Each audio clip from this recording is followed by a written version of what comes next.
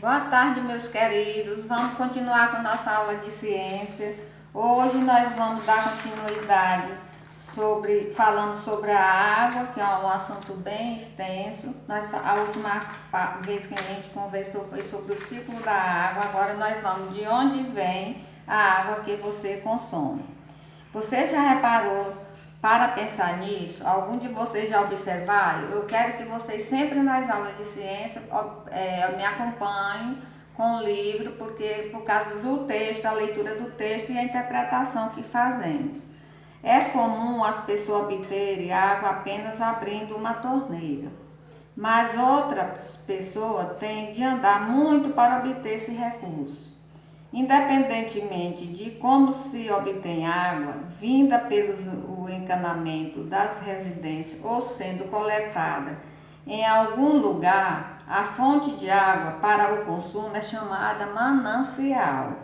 Manancial é qualquer fonte de água, seja superficial ou subterrânea, que pode ser usada para o abastecimento da população, assim como os rios, lagos, represas, os lençóis freáticos, são exemplos de mananciais, que tudo desses nomes que eu citei, vem a água, é extraído a água para o nosso consumo.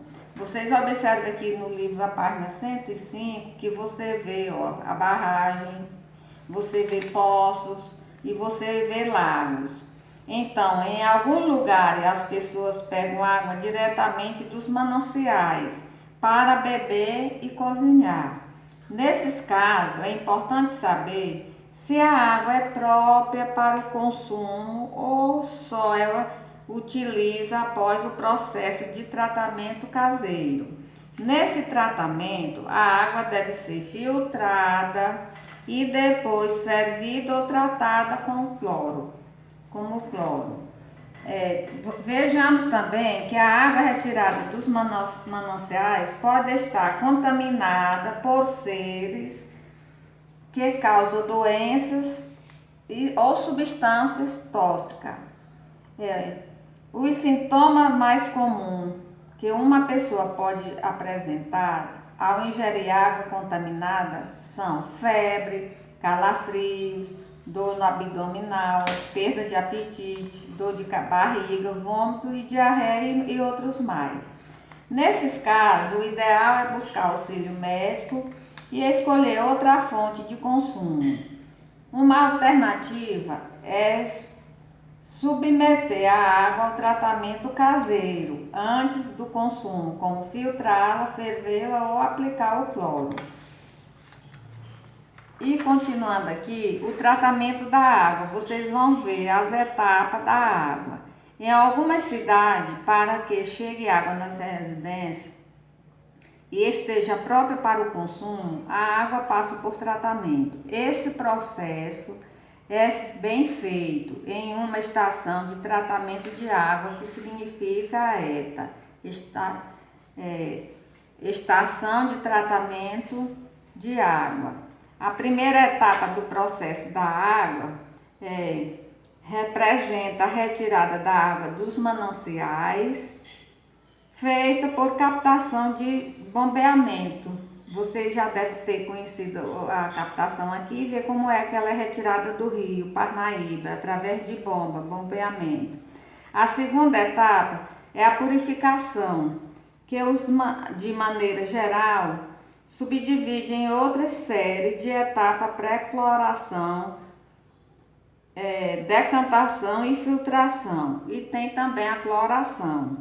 Pode haver também a etapa adicional do cloro, cujo objetivo é prevenir a formação de cáries na população, como ocorre nos estados de São Paulo, por exemplo. Aqui em Guadalupe nós temos todo o processo de tratamento de água. Já em São Paulo, a maior parte da população não recebe água tratada. E por último, que é a terceira etapa, refere-se ao armazenamento da água em reservatório, quer dizer, nos tanques, antes da distribuição. A última e quarta etapa é a chegada da água tratada à residência por meio de rede de distribuição e de abastecimento. Então, repetindo, a água é recolhida nos mananciais, a primeira etapa que chega. A segunda etapa, a água é purificada na estação de tratamento de água, que é a ETA. A terceira etapa é o reservatório que contém a água tratada, quer dizer, a caixa d'água. Vocês vejam aqui no esquemazinho todo esse processo que dá água filtrada, como é que ela é tratada. E por último, a água chega às casas da população depois de todo esse tratamento. Aí diz, o tratamento da água em algumas cidades, que eu li, já disse qual é a principal cidade, a maior do Brasil, e não tem tanto água tratada como nós temos aqui, apesar da cidade ser bem menor. Como funciona uma estação de tratamento de água? Aí você viu todo o processo, tem no livro a etapa, e do 1 até o 4, o mananciais, aí vem a ETA, e depois vem a caixa d'água e depois a distribuição nas casas, tá as casinhas aqui, tudo direitinho. E o que acontece com a água suja? A água que foi usada pelas pessoas no banheiro, por exemplo, para lavar louça e em outras atividades, forma o esgoto. Em muitos lugares, essa água cai nos ralos e corre por cano até chegar a uma caixa de esgoto. Vocês também observem na página 107 todo o detalhe da distribuição da água de esgoto. Você vê a casa, o banheiro e a distribuição da fossa. Está aqui esquematizado, simplificado, toda a coleta do esgoto. O ideal é que o esgoto produzido pela população seja coletado pela rede de esgoto e encaminhado para a estação de tratamento. Nessa estação, o esgoto passa por alguns processos e depois a água já é limpa, ela já torna a ser limpa novamente, depois de todo o processamento feito. Pode ser lançada novamente nos rios. A água proveniente do tratamento de esgoto também pode ser usada para lavar ruas ou em indústria, no resfriamento de máquina, por exemplo. Aí, o tratamento do esgoto também é feito por meio de dois processos, parte líquida e parte sólida.